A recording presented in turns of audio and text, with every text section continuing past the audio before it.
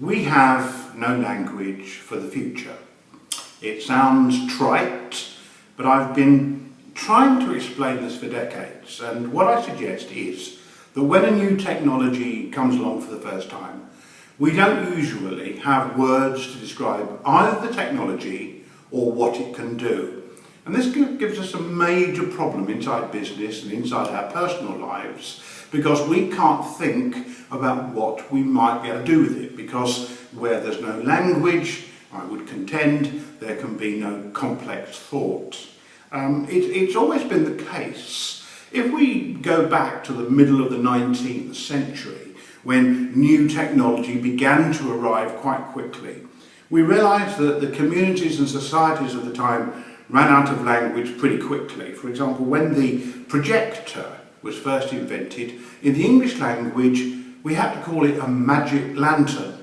We could only describe the projector as a lantern with magic properties. And equally, when the car or the automobile first arrived, we could only describe it as a horseless carriage.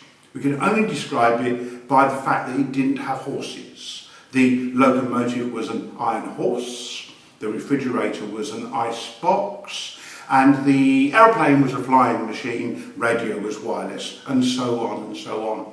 And as we speed up through the developments of the 20th century, through television and computers and networks and the internet and mobile phone networks, we come to what today is considered the white heat of technology, the mobile phone or the smartphone or the handy or whatever you in your society may choose to call it. But my contention is this.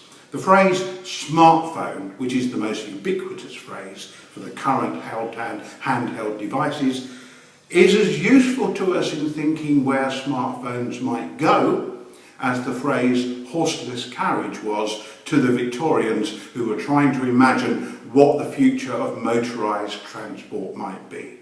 Smartphones are going to disappear. They're going to enter our glasses. They're going to sit behind our ear, they're going to be on our wristwatch, in our clothing, and they're just going to vanish. We are becoming the computer.